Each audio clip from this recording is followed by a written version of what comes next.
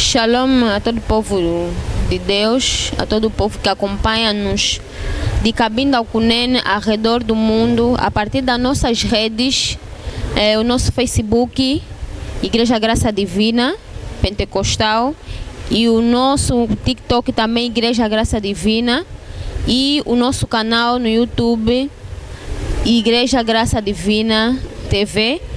Mais uma vez, voltamos para fazer a nossa emissão em duas línguas, Lingala e português. Com o profeta bem-vindo Jimmy, a nossa jornalista Mamá Madotumba. Shalom. Shalom, profeta bem-vindo Jimmy. Shalom, irmã Teresa. Nós estamos a falar acerca da sétima estrela, essa estrela que é de servir a Deus, onde estamos a aprender que esta estrela é uma estrela onde Deus guardou todas as promessas de nossas vidas e é a estrela maior das outras 6 estrelas que nós já aprendemos. O profeta bem-vindo hoje falou acerca do Espírito que controla o mundo em cada lugar. O profeta deu exemplo de casa. Quando nós compramos uma casa, tem espírito que controla, e em cada coisa que nós compramos tem espírito que controla. Por exemplo, profeta, vou comprar um carro ou uma casa. Como é que eu devo me posicionar para expulsar aquele espírito? Obrigado pela questão. Aqui na Terra, todo lugar tem espírito que controla. Pode ser, eu dei um exemplo aqui no ensinamento, quando a pessoa comprou ventoinha, também tem espírito que vai controlar a ventoinha. Significa espírito que controla todo o espaço do ar, vai controlar a ventoinha, porque a ventoinha também costuma soprar. Espaço da igreja, quando alugar aqui, quando também espírito que estava aqui, é espírito para destruir toda a igreja que passou antes de mim, ficou fechado, porque tinha um espírito aqui, esse espírito de bloqueio, para bloquear toda a atividade que vai acontecer nesse espaço. Na maneira como eu acabo de alugar esse espaço, eu fiz oração a sair desse espírito. O espírito não consegui de vencer, meu Deus. O espírito saiu derrotado. Toda a cena ele preparou, nunca deu sucesso, porque eu sabia secreto. Cada lugar tem um espírito que controla. Tem espírito que controla a casa, tem espírito que controla a rua, tem espírito que controla todo o bairro. Um cristão, quando aluga uma casa, um cristão compra um carro, compra uma casa, primeira coisa tem que declara a estar naquele lugar, que a partir de hoje, esse lugar vai depender de mim. Todo mundo, todo espírito que trabalha aqui, nunca vai me vencer, em nome de Jesus Cristo. Porque na maneira eu piso nesse lugar, eu sou a dominar no princípio até no fim, em nome de Jesus Cristo. Tudo que eu vou segurar na minha mão vai prosperar. Derrota nunca vai me vencer, porque você usou a palavra da vitória. Essa palavra vai combater. A palavra estava ali naquele lugar, porque o espírito lhe segue a palavra. Sem palavra o espírito não vai trabalhar. A rede de homem é espírito, mas o espírito funciona pela palavra. Por isso Deus disse no Gênesis capítulo 1, versículo 6, versículo 9, versículo 14 até versículo 20. Deus usou a palavra, essa palavra virou a realidade. Deus te abençoe. Tozana invité na biso comme d'habitude, nous Tozana Moussa Nzambe, prophète bem-vindo Nshime. Bonsoir prophète. Bonsoir Mama Dotumba. Toza Isusuna journaliste na biso Teresa. Bonsoir Sœur Teresa. Bien aimé, kilt na biso elekaki kitoko makasi. Toza mosali na Nzambe a ko expliquer biso ndenge déroulement ya kit elekaki, enseignement o ate biso ezalaki na ba point clé ya makasi, a expliquer biso 12 degrés ya nini, mais a pointer kaka point moko ndenge base ya mwasi nde azali destructrice ana se na moi oyo mwasi mutu abebisaka makambo ebele. Tokoyoka o mosali na Nzambe ko expliquer biso pona to comprendre makambo nyonso clair ndenge esali.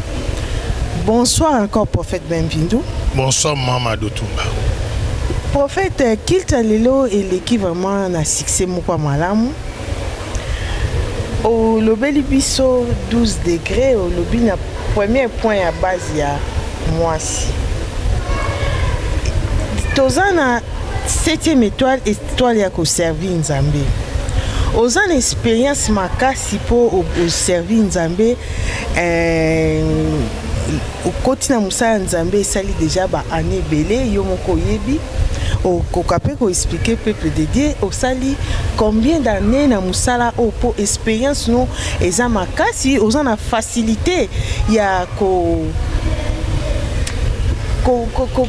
ba démonstration eleki ebele ba kanyo so oyo eyaka awa eza na kamote oyo ata batu to kamwe me yo zalaka na maîtrise oyeba ndenge okolongola kawana.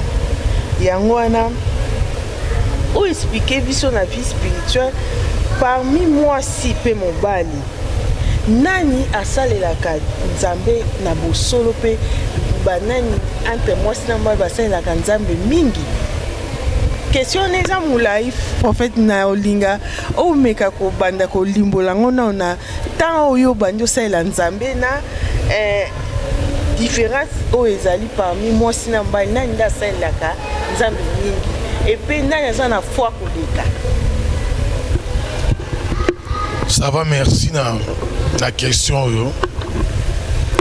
Eliboso na olobana no na musala o ya domaine ya prophétie musala to sala Nzambe na lobane bandeli mutu nyonso era botamaka abotamaka na esprit moko ya Nzambe kati na ye abana ni bandeli esprit wana Nzambe Nzamba za déjà kati na ye maintenant nous a confessé Christ était nana zu baptême te na bazu baptême Saint-Esprit te non pas consacré pasteur te mais déjà na loko wana kati na bomo inaye eloko wana ndezo sala so ibo botembe na ne kindoki ozape na esprit kindoki kati na yo donc ndezo kona kimuke na yo wana déjà misala wana peso la kati na yo donc to botamaka basali na Nzambe to komaka te kokoma ezalaka confirmation ba confirmer oyo Nzambe atie kati na yo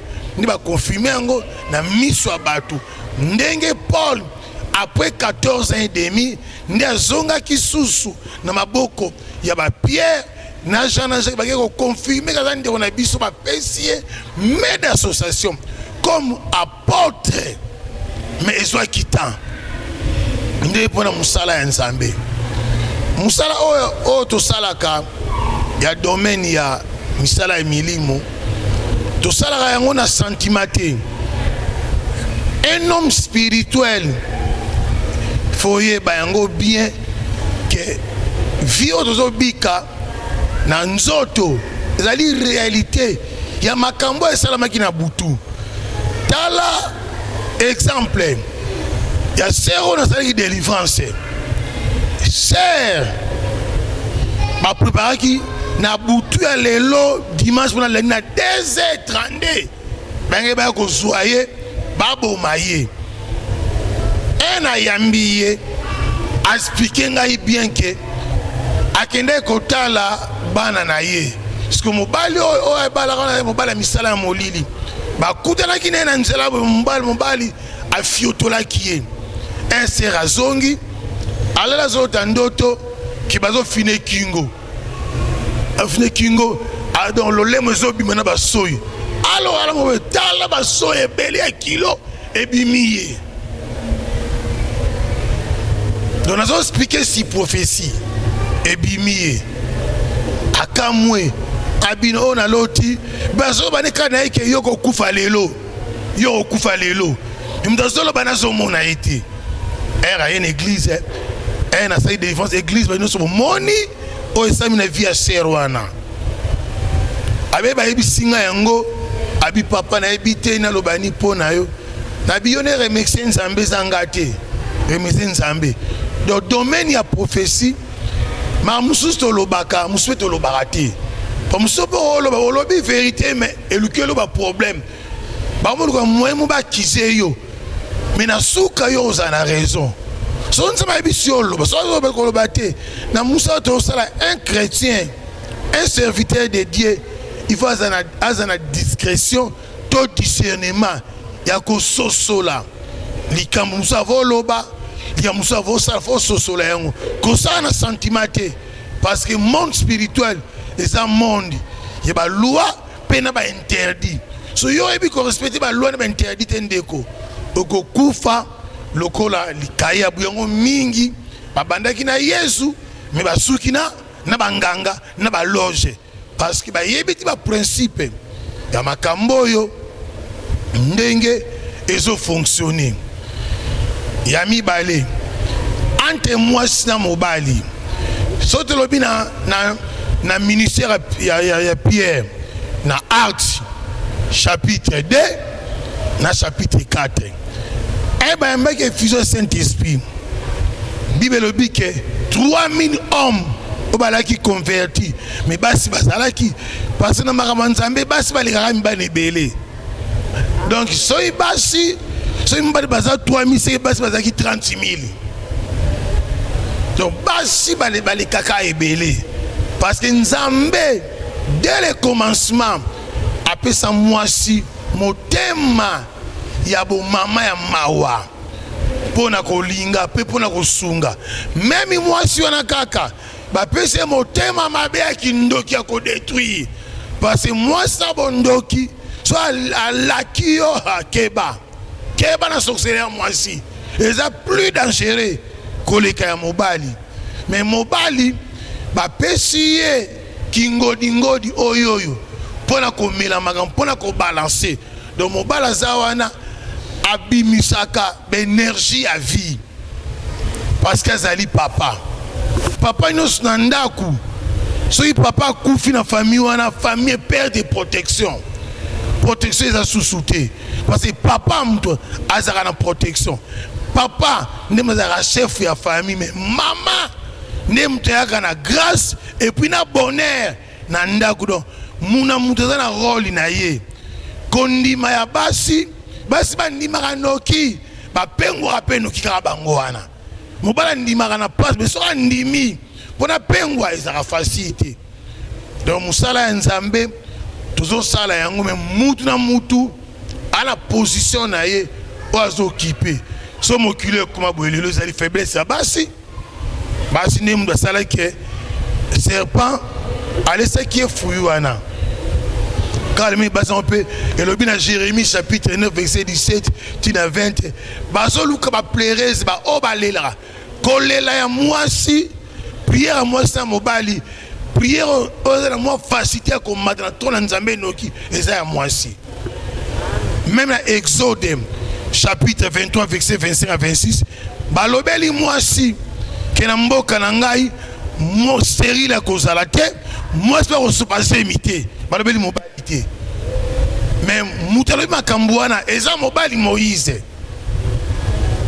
donc mwasi aza malamu basunga na ministère mais le ministère à Jésus Christ ba Suzana ba Marie Madeleine bon on soutenir Jésus tout le monde mobali monte ça qui on basi mais basi on a kaka so ba lingeli yo pour ba détruire yo ba détruire na facilité plus que mobali donc na nyonsu biso nyonsu to servir nzambe mais nzambe apesa autorité et ba lévite eza mibali ya ba cité ba sacrificateur et mbale za ba na c'est une alliance ka prophétesse moko oza autorité devant beleki Déborah et Sili.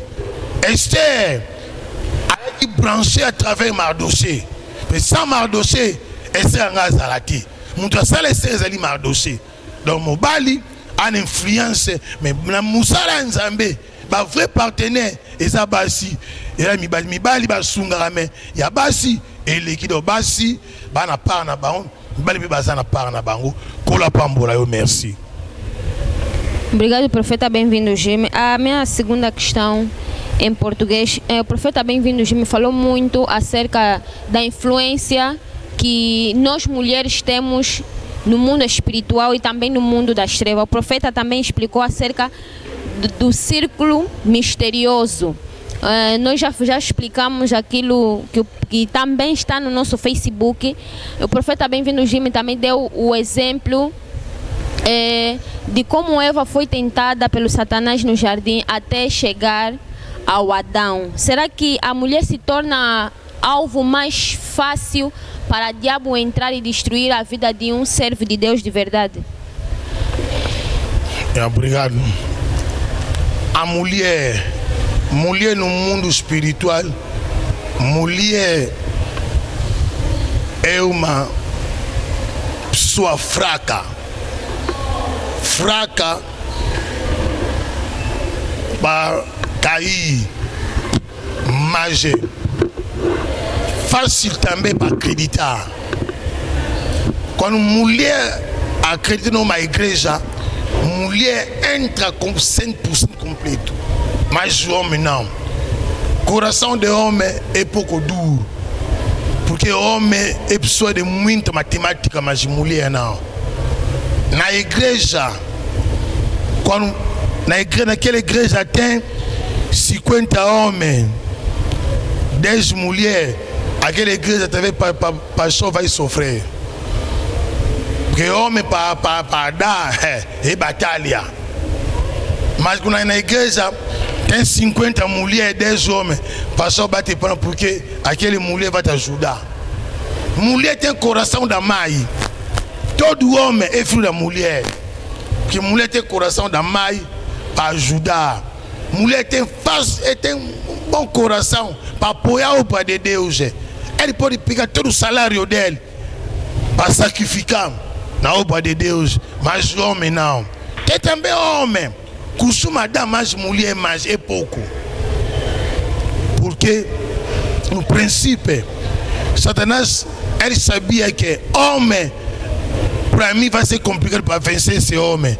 É melhor vou indo no caminho da mulher. Mulher é fácil, ele vai me ouvir. Quando vou conseguir ele também vai dominar o marido dele. É aonde que eu vou dominar o mundo. Mulher é fácil para destruir. Porque ele ouve rápido, também vai meter em prática rápido. Mas o homem não.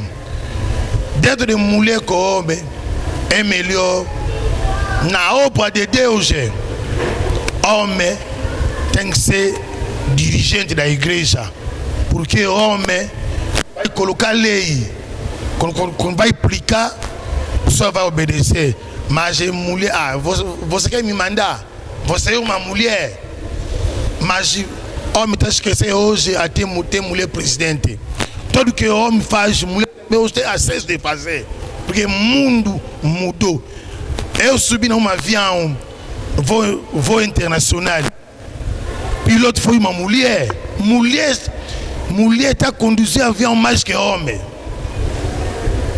Porque na capacidade espiritual, Deus separou. Homem tem parte dele para cumprir. Mulher também tem parte dele, mas nós todos estamos trabalhando só pela único mestre é Deus. Por isso, Paulo diz no Gálatas, dentro do Cristo não tem homem, não tem mulher, nós todos, dentro do Cristo, são iguais. Nós todos somos iguais, cada um está trabalhando só pela única pessoa, Jesus Cristo. Deus te abençoe, obrigado. O lobeli biso ba ministre ya étoile. olobeli biso ba ministre étoile ndenge ni bakoki ko gouverner ministère. Après différence nini ezali entre mutu oyo azali théologie na oyo azali appelé de Dieu. Tant lobi ministre étoile, donc il y a ça mutu ba vocation. Parce que na deux personnes wana nani oyo akoki kokoma ministre étoile. Mutu oyo azui vocation pa nzambe bande morote na mutu théologie. Sozi aussi prophète. Il y a ministère associé à vocation. Na prophète a eu ministère na théologie. Tous en dengue mon côté. Wana vraiment na bête lango c'est tous en dengue mon côté. Parce que na makamba molimo ndeko eko différencier biso. Même tous en prophète il y a don. Na prophète il y a ministère. Prophète a ministère.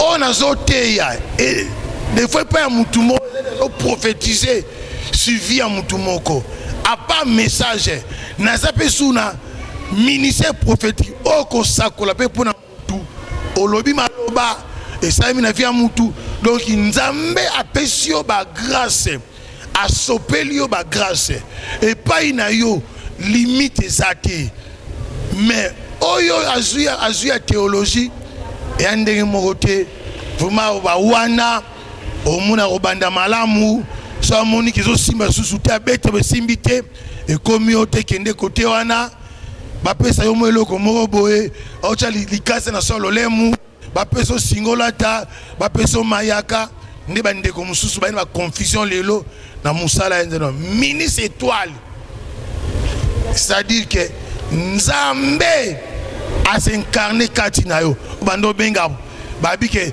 tozo mona nzambe kati na Paul, tozo mona nzambe kati na Pierre, nde tozo loba ba ministre étoile. Donc oyo vraiment muta pese ministre mais nzambe muta bengi awana se ba confirmer kaka o eza kati na ye nde ba confirmer yango. Et ça tende ko tanga kuna tanga na théologie simande ba ko consacrer bon ngai vraiment ba ministère ba théologie vraiment bande obolimbisa nga so boyina nga mena lobaka vérité nga ba ministère wana o uza passer ozwa na ba collé ceux qui passaient na théologie ba collé qui prophète na théologie nde ko limbisa nga parce que nga musala o na futi ba prière na futi ba prière nga je ba consacrer na yebate na passer ma bitumba moi impossible na vanda ka ah toujours conseil prophète ah prophète bienvenu ngai babi yo yaka na pas da futi ba prière na makambo yango na vraiment bande ko doki surtout ba ministère na bino bande ko mi boza na Europe ba passer Europe ba do limbisa ngai so ina ngai na yo meza vérité ba bande ko na biso vraiment ba ministère na bino ba théologie wana o na sala ki soki master nini biso ki tutenki master biso Yesu ndem ta former biso pa juba consacrer ngai likole fungoma manto apembe ye latanzo to na ngai yango ti lelo nazo ko évoluer na ministère nzambe nzamba zo bakiselanka ba grâce kaka ba grâce azo bakisela ngai parce que nazo tambola na principe na et puis nazo tout ça ba interdit ministère à théologie ah au mona passer à lire na ngando à lire na ngando aulia na mi panzi ya ngulu aulia na mi kila ngulu aulia makoso mende ngala lire biloko wana te biloko ebele nzambalo bana liaka te na liaka te donc na lire biloko moko on a lire kaka parce que tozo landa ba interdit ndenge molimo na nzambe ezo kamba biso un homme de Dieu baba ndiko théologie basa ba champion na pilipili mais ndeko pilipili ebo marangolu pilipili ebo ma grâce pilipili ebo ma vision spirituelle na biso lelo ebo ma vision so oza prophète oli a pilipili ndeko keba batalo malamu et puis comme melami mingi o ba koka kokeza mwindu ebo ma rappel vision spirituelle ebomaka. Deuxième makambo ebele soki nzamba pamboli ngai prophète benvindo.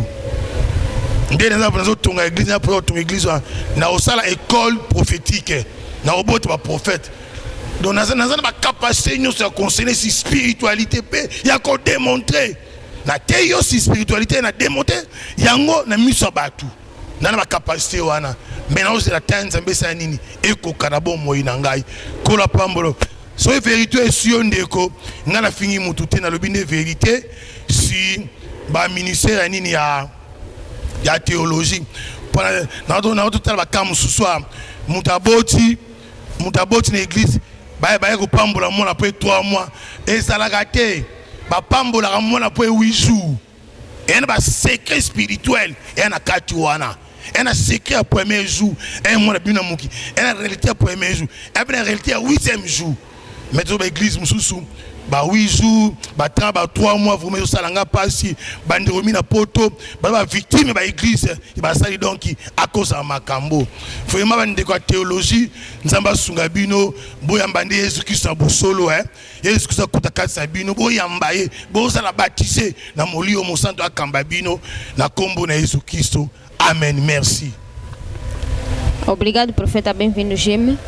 Profeta, uma vez que já estamos no fim de mês de setembro, queria que o profeta explicasse mais acerca do sacrifício que é feito no 1º de outubro. Tem muitos irmãos que, calhar, não acompanharam o momento que o profeta estava a explicar e quero que o profeta explique mais acerca disso e também o programa dos nossos 3 dias de vigílias para que os irmãos possam se conectar já a esses 3 dias de vigília que o profeta deixou do nosso programa e a explicação do mês de outubro, como é feito esta cerimônia ou como é feito esse sacrifício lá no mundo das trevas. Obrigado, irmã Teresa. Essa é tudo realidade. Explica ainda, profeta de teologia, como vai ter essa revelação? Vai ter essa revelação como? Não vai ter. Ali nos textos espirituais, ali vai estudar a Bíblia, acabou. Mês de outubro é mês que vai fechar sacrifício anual no mundo das trevas. Todo bruxo, todo departamento no mundo das trevas vai fechar daqui a nada. Daqui a dois dias vai fechar esse sacrifício. É mês que demônio vai trabalhar no mês de outubro, o nome dele é Bala. É Deus que Jezabel saiu na Sidônia, vem com ele no Israel. Deus da Bala, é Bala, vai trabalhar no mês de outubro. Bala vai fechar todo o sacrifício anual. Significa todo mundo, todo bruxo que tem dívida, todo quimbandeiro, todo satanista tem que ir lá e tem que pagar próximo mês. Agora, a partir do dia 1 de outubro até dia 31 de dezembro, Satanás ele vai comer 3 milhões de alma. 3 milhões. 1 milhão, 2, 3 milhões da alma ele vai consumir. Agora faz conta, dia 31 ou dia 1 de janeiro até dia 31 de dezembro, ele come quanto? Quanto agora? Quanto? Pessoa que vem na teologia vai ter conhecimento dessas coisas. Nunca vai ter. Questão espiritual. É melhor quando você sabe que você é profeta de teologia, procura também um servo de Deus de verdade. Ele vai começar a te preparar a essa escola espiritual. Que escola espiritual tem que ter alguém para te preparar na maneira que Josué foi preparado pela Moisés. Deus te abençoa acerca do conhecimento do sacrifício anual que vai acontecer no dia 1 de outubro. Mas dia 15 nós temos uma vigília. Essa vigília, próximo mês, é oração de proteção. Proteção familiar, proteção da casa, proteção pessoal. Vamos ter um trabalho forte. Dia 15, dia 30 de outubro e dia 31. 13 vigília, só razão da série de proteção pela sua vida, pela sua família, pelo teu trabalho, em nome de Jesus Cristo. Merci prophète, bienvenue. Dernière question na biso yango pour clôturer l'émission na biso. Est-ce que au koki ko lobela PPDD à propos ya mois d'octobre pe programme nyonso ozo pesa biso ya mois d'octobre pour na ba veiller 3 jours à veiller ndeni kozala comment batu ba ko se préparer pour na bazala na présence nzambe ndeni ba ko préparer ba jeune wana yango o meka ko expliquer moko na moko à comprendre bien. Ça va, merci pour le programme octobre. Mois d'octobre, des mois au travail, dans mois d'octobre, comme on est bal. Bal azali des mois où Jézabel a outaki na Sidonie, parce que Jézabel a un démon. Assuré na déesse. A outaki na Sidonie, a eu qu'on voûté, Nzambe à Israël. Il y a un message à Kabe. Il y a 850 prophètes. 400 prophètes.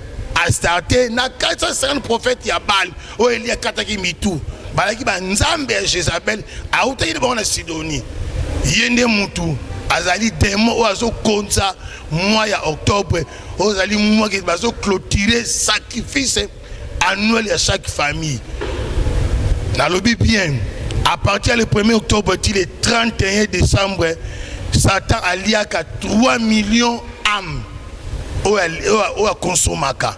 Mais aujourd'hui, le 1er janvier, tu le 31 décembre, et au comme à combien? Octobre le 31, 3 millions. Bon, sur le 1er, tu le 31, combien? Je me calculé. Comment ça a pété? Chaque jour, na piscine, dans le monde polium, na deuxième ciel, chaque jour, et contre 1400 âmes, 1400 chaque jour. So calculer combien de diable a consommé en année. Allez, on va la distraction. De Kolamuka, tous en a veillé le 15, le 15 octobre, le 30, le 31, allez veiller à protection. Il y a vie nayo, il y a famille nayo, il y a misala nayo, il y a bandaba nayo, il y a ministère. Ils ont accompagné biso, soza musika.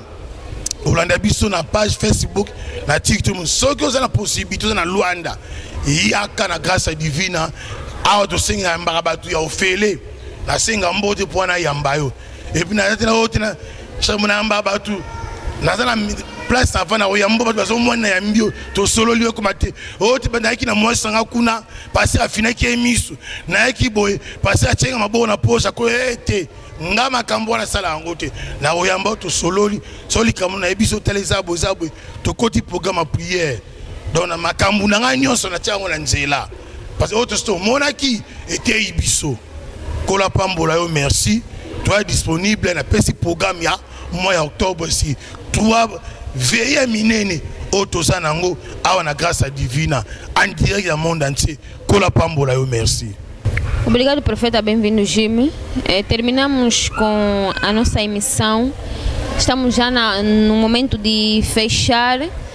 Só para alertar mais uma vez aos irmãos que vamos vigiar mesmo em oração, porque o mundo das trevas não dorme, não descansa e também não brinca.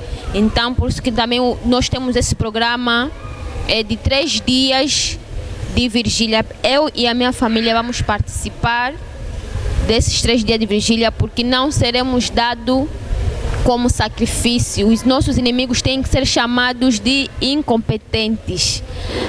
Obrigado a todos que nos acompanharam do princípio ao fim.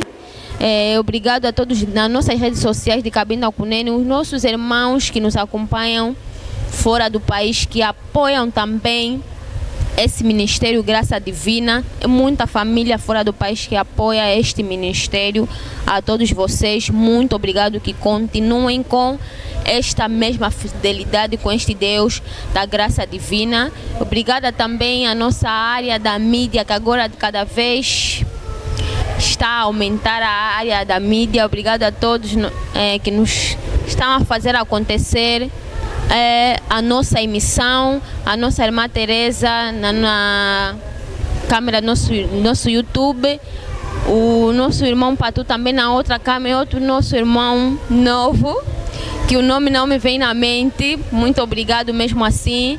E obrigado também a todos que acompanham o Ministério a partir daqui em Luanda, Angola. O nosso muito obrigado a todos vocês. Obrigado também, Profeta, bem-vindo, Jimmy. Por tirar mais uma vez o seu tempo para fazer acontecer então aqui a nossa emissão. Obrigado também, Irmã Teresa, pelo sacrifício. Mãe da família, ela é casada, tem filho, mas ela está sacrificando a vida dela. Ela é jovem, ela não é senhora, ela é jovem. Você também é jovem. Recebe Cristo na sua vida, acompanha o comportamento dele. Deus te abençoe, Irmã Teresa, abençoe também sua família. Amém, amém, amém. Nosso ministério que se encontra aqui em Luanda, Golf 1, na rua direita para quem vai no Avô Cumbe, a nossa maior referência, que é o campo da 14. Temos também o nosso culto das quartas e às sextas-feiras, das 16 às 19 horas. Nosso muito obrigado a todos vocês. Até o próximo culto. Merci na batunyo so balandi biso to clôturer émission na biso to pesina liboso. Merci na prophète Ben-Vindu Jimé ndenge azozwa tana e pona ko éclaircir peuple de Dieu. Merci Mamadou Tumbabe pona tana yo. Isa facilité na musala oza musala ya pasi eleki misala no somo kilo musala ya Nzambe kola pambola yo na sala ba pambola libota na yo apambola bana yo na mboka ya poto kote bazali bana ba progresser ba matanyo sa pambola bandeko na yo nyonso na kombo na Yesu Kristo. Amen, pasteur. Merci na batunyo so balandi biso to pesi sou merci na staff na biso na frère Patungolo, na sœur Godeline, na sœur Teresa, na sœur na biso Teresa journaliste, na frère na biso nanu aza stagiaire, na pesi biso komote, na frère merci na frère David aza stagiaire, merci na frère na biso Joël, merci na batunyo so oyo bazo ko soutenir grâce divine au bozolanda biso par-ci par-là na monde entier. Nzamba mona bino atia loboko na ba famille na bino. Merci. Siège na biso za en Angola na Luanda na rue 13 na Golf 1 numéro 295 bar A. Numéro ya prophète Ben-Vindu Zali plus 244 922 07 86 76. Numéro est ça la 24/24. Soko beng mosai na Nzambe toza na ligne de prière assemblée à mutunyo so même ozala libando za na continent nyonso kozala na yo Asie, Europe, Amérique, par-ci par-là. Soko bengie distance eza barrière te akosambelela yo pe omona loboko na Nzambe po maladie mingi eza ba maladie moko inguérissable maladie moko satanique omona ba docteur ba koki yango te obengi numéro na biso yango wana na pesi numéro mosali na Nzambe. Kilt na biso séminaire ezaka mercredi, kilt ya prophétie de 16h à 19h. Vendredi, kilt ya victoire, ya délivrance pelisusu ezaka na 16h à 19h. Merci na batu nyonso o balandi biso. Bien-aimé boyoki bino moko programme oyo bapesi biso ya jeûne et prière. Komisa ndoki ya famille na yo incompétent azanga fonction akweya aya kolobelo nyonso oyo asala yo po akoka kopumbwa te akoka koloka te akoka eloko te yango wana bozala toujours na ligne pona olanda ba programme na biso nyonso. Merci.